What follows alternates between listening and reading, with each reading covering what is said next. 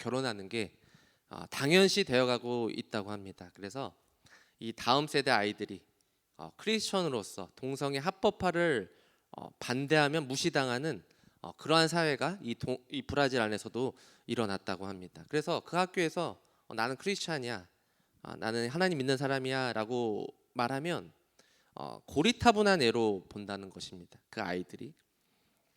그래서 놀리기도 하고,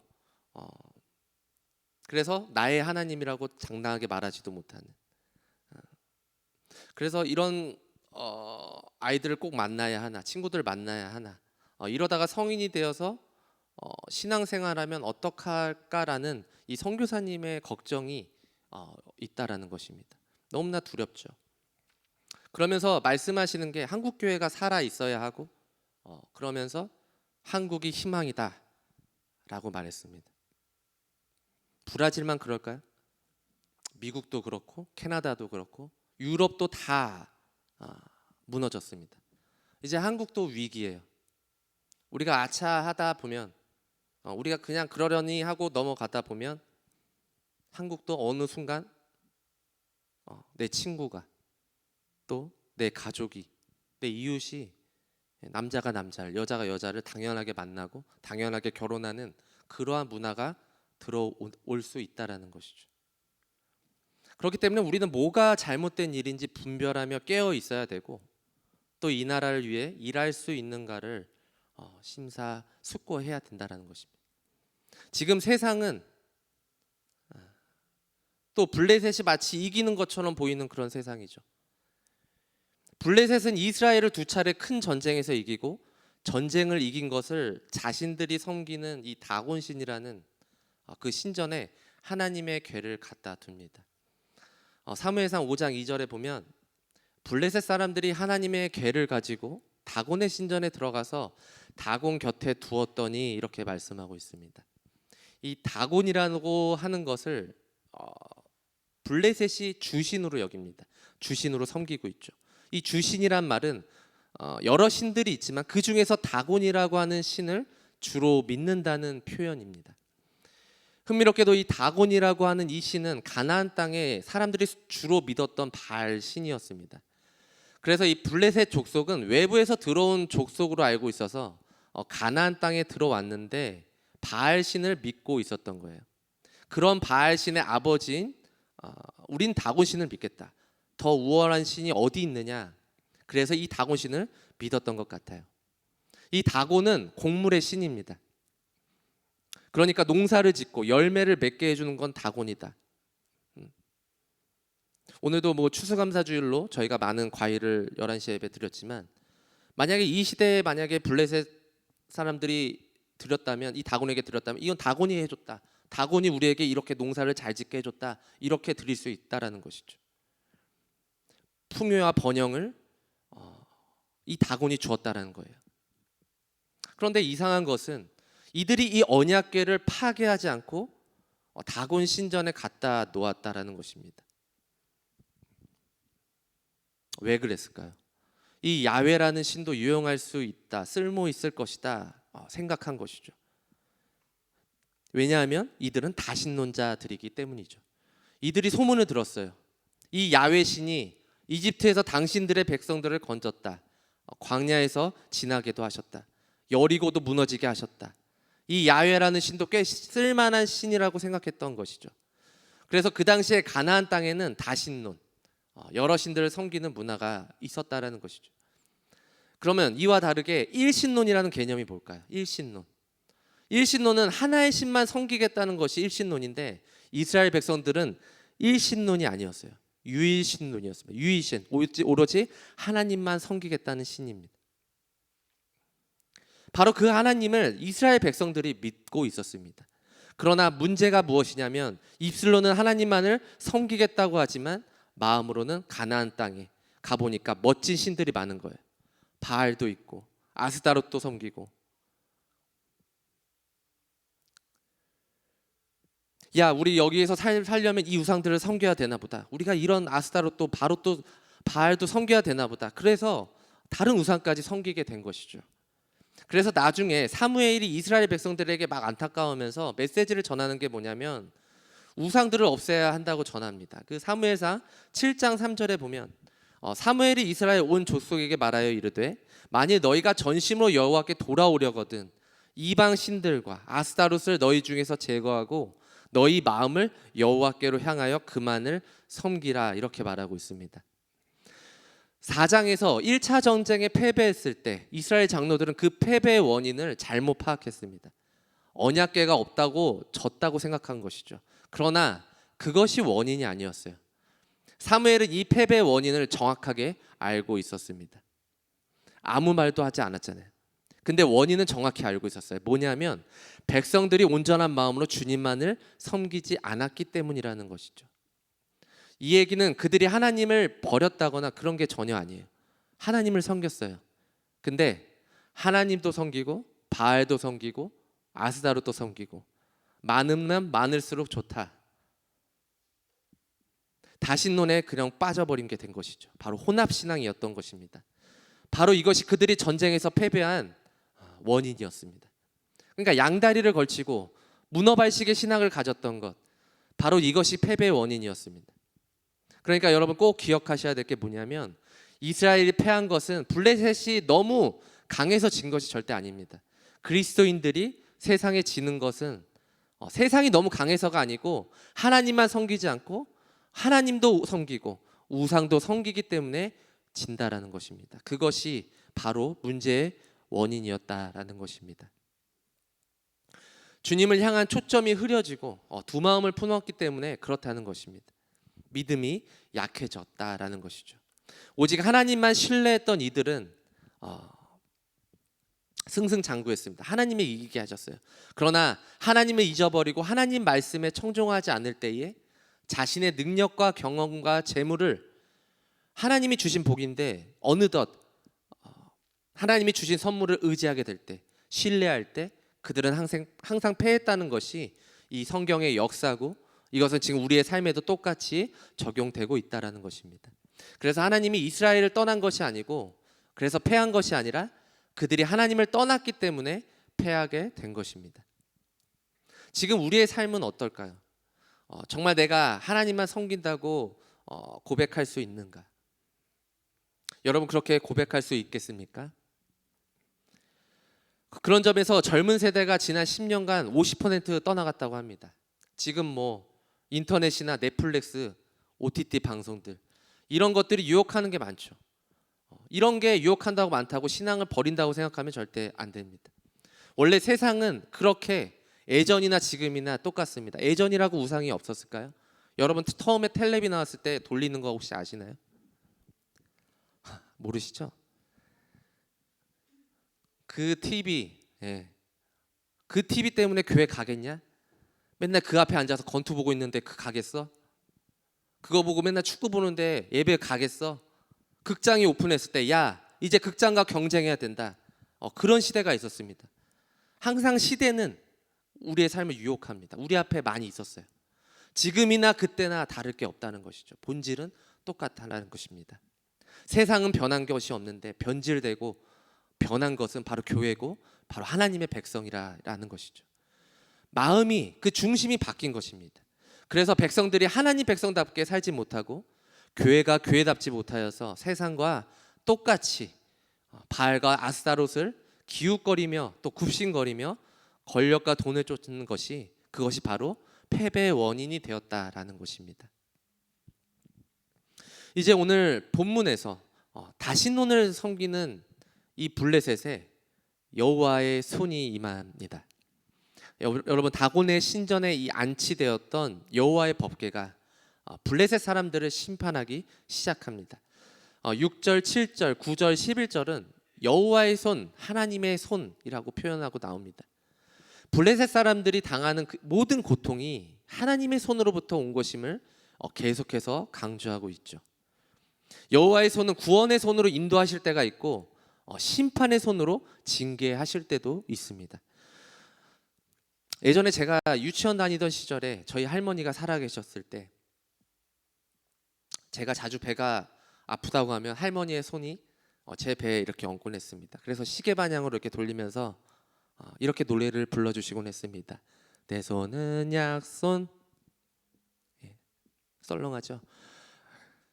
그렇지만 이렇게 노래를 불러주시면, 이렇게 배를 만져주시면 진짜 신기하게도 나았던 기억이 있어요. 다른 건 기억이 잘 안 나도 그때 그 기억이 잘 납니다. 아기 때에는 면역력이 약하기 때문에 이 찬 음식을 먹으면 배가 자주 아프게 되죠. 그래서 할머니의 손이 배에 마찰을 주면서 이렇게 따뜻해지면 낫게 된다라는 것입니다. 거짓말처럼 나왔어요. 그러나 가끔 할머니가 잘못한 것에 있어서는 회초리를 단호하게 드셨던 적이 있었습니다. 뭐 TV를 오래 본다거나 반찬을 투정한다거나 뭐 그런 모습을 봤을 때 정말 할머니가 봤을 때 A에 어긋났다라는 모습을 보면 그 따스했던 손이 회초리를 든 훈계의 손도 되셨다라는 것을 저는 그때 알게 됐습니다. 하나님도 마찬가지라는 거예요. 하나님은 따스한 손으로 우리의 마음도 어루만져 주시고 또 따스한 손으로 우리를 선한 길로 인도도 하시죠. 그러나 우리가 하나님의 말씀을 업신여기고 내가 하고 싶은 대로 의지하고 싶은 대상을 의지하고 산다면 가끔 내가 가야 할 길을 잘못 가고 있다면 회초리 같은 그 징계의 손도 될 수 있다는 것을 우리는 기억하셔야 될 것입니다. 지금 하나님은 블레셋에게 따스한 손이 아니라 징계의 손을 펼치고 있는 것이죠. 독한 종기로 치셨습니다.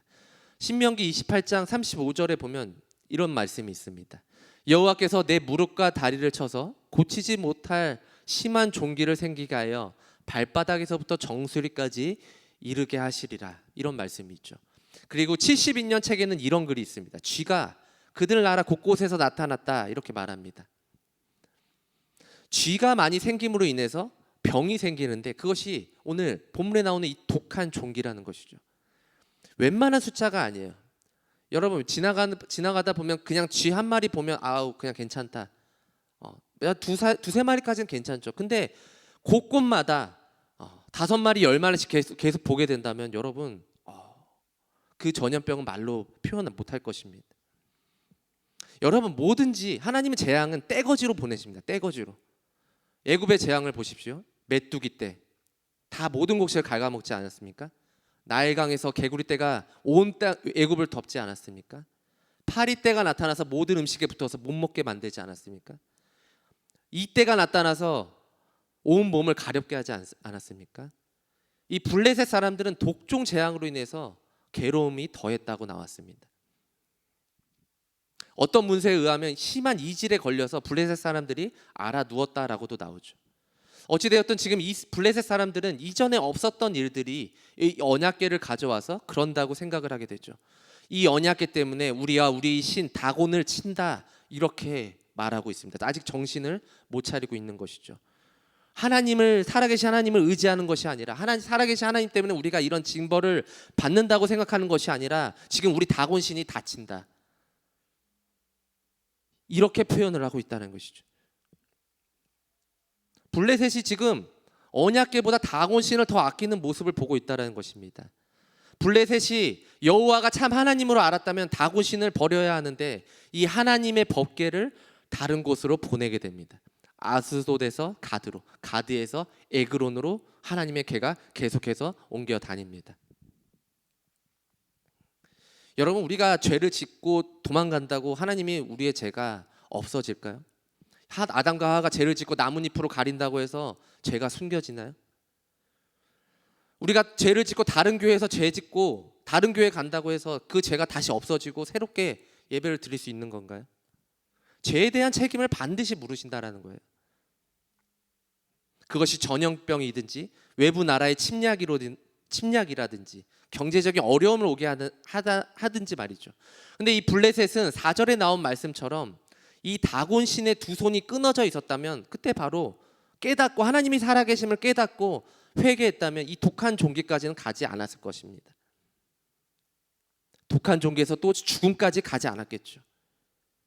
독한 종기가 임하니까 자신의 신 다곤을 친다 이렇게 고백하는 그들, 독한 종기에도 그들의 마음은 완악했다라는 것입니다. 도무지 하나님의 살아계심을 느끼지 못했다라는 것입니다. 이 부분을 우리는 어디서 많이 보지 않았습니까? 바로 이스라엘 백성들을 힘들게 했던 이집트 바로 왕이었죠. 모세가 그렇게 400년 동안 종살이한 이스라엘 백성들을 놓아달라고 그렇게 부탁을 하는데도 바로는 모세의 말을 듣는 척 하면서도 백성들을 놓아주지 않았습니다. 하나님의 훈계의 손이 계속해서 바로와 이집트에게 쏟아져 내렸지만 그들은 기뚱으로 들었다는 것이죠. 재앙이 오면 하나님이 살아계신다고 생각이 들다가도 다시 잠잠해지면 다시 그 마음이 간팍해져서 하나님을 등 돌리고 사는 바로의 모습을 보게 됩니다. 바로 왕의 완악한 마음의 결과가 뭐였나요? 바로 장자의 죽음입니다. 죽음을 가져다 줬습니다. 첫 번째로 태어난 가축인 건, 첫 번째 아들이건 하나님이 다 죽여 멸하시겠다고 말씀하셨습니다. 그러나 이스라엘 백성에게는 따스한 손길로 방어해 주셨죠. 이것이 바로 유월절 사건인데, 하나님이 약속하신 방법대로 1년 된 수컷으로 양이나 염소 중에 흠없는 것으로 잡고 14일 동안 가지고 있다가 해질 때에 이스라엘 회중이 그것을 잡고 그 피를 양을 먹을 집 좌우 분설주와 임방에 다 바릅니다. 그래서 그 밤에 그 고기를 불에 구워서 무교병과 쓴나물과 아울러서 먹고, 절대 날 것을 먹지 말고 머리와 다리와 내장을 다 불에 구워 먹어야 됩니다. 그리고 아침까지 남기지 말아야 했습니다. 만약에 남길 경우에는 불태워버리라고 하나님은 분명히 말씀하셨습니다. 그러면서 너희들은 그것을 먹을 때 허리에 띠를 띠고 발에 신을 신고 손에 지팡이를 잡고 급히 먹으라고 말을 했죠. 이렇게 해야 여호와의 심판이 너희들을 지나갈 것이다 말하셨습니다. 근데 해질 때에 여기저기서 이제 울부짖는 소리가 다 들립니다. 죽음의 재앙이 지금 이집트에 임하는 순간이 닥쳐왔다라는 것이죠. 출애굽기 12장 30절에 보면 이 말씀이 있습니다. 그 밤에 바로와 그 모든 신하와 모든 애굽 사람이 일어나고 애굽에 큰 부르짖음이 있었으니 이는 그 나라에 죽임을 당하지 아니한 집이 하나도 없었음이었더라. 그러니까 9번째 재앙 전에 모세의 말대로 백성들을 내보냈다면, 바로가 돌이켰다면 장자의 죽음까지는 가지 않았을 것입니다. 하나님의 손이 긍휼하심으로 이집트를 용서해 주셨을지도 모릅니다. 근데 그 바로의 완악함 때문에 장자의 죽음까지 갔다라는 것이죠. 여러분들은 어떠하신가요? 여호와의 손이 느껴지시나요? 아니면 여호와의 손이 훈계 같은 벌로 느껴지시나요? 우리는 영적인 민감함을 가지고 내 삶을 돌이켜봐야 합니다. 신명기 28장에 보면 하나님께 순종할 때 받는 복과 하나님께 불순종할 때 받는 복이 있어요. 나눠서 나오죠. 지금 우리나라가 그래도 하나님께 순종하며 나아가는 자들이 저는 분명히 있기 때문에, 남은 자들이 있기 때문에 지금까지도 복을 주셔서 하나님의 손이 우리나라를 지켜주시고 여러분들 지켜주시는 줄 저는 믿습니다. 저는 우리나라가 끝까지 하나님 잘 섬겨서 하나님께 심판받지 않는, 하나님이 우리의 피난처가 되시고 도와주시는 그러한 손이 되었으면 좋겠습니다. 여러분, 정말 우리는 늘 하나님께 기도해야 됩니다. 하나님 말씀에 정말 순종해야 됩니다. 하나님, 내가 잘못된 길로 가고 있다면 하나님 말씀에 비춰져서 내가 하나님 말씀에 순종하지 않고 있다면 하나님 다시 한번 제가 주님 앞에 바짝 엎드리는 삶이 되게 해달라고 우리는 기도해야 될 줄 믿습니다. 우리 이 시간 함께 기도하는 시간 갖도록 하겠습니다. 우리의 삶 속에 정말 많은 우상들이 있습니다. 보이지 않는 우상들이 많아요. 그리고 보이는 우상도 있죠. 내 자신을 사랑하는 것도 여러분 우상입니다.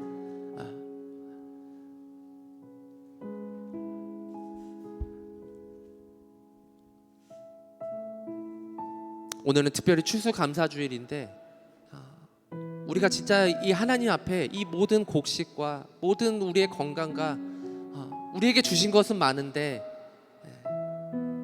우리가 하나님을 그냥 등 돌리고 그냥 오늘 추수감사주일 예배 한번 끝나면 끝이다, 오늘 추수감사인가 보다 라고 끝나면 안 됩니다. 우리의 하나님의 도우심은 언제나 있었습니다. 하나님의 손이 우리를 도와주셨기 때문에, 징계하시지 않았기 때문에 이 작은 나라 하나님께서 붙들어 주신 줄 믿습니다. 하나님, 저희 예심교회를 기억하여 주시고 저희 나라를 붙들어 주셔서 온전히 하나님 말씀에 순종하며 전진해 나아가는 그러한 삶이 되게 해달라고 우리 이 시간 주여 일창하고 다시 한번 기도하도록 하겠습니다. 주여, 하나님 아버지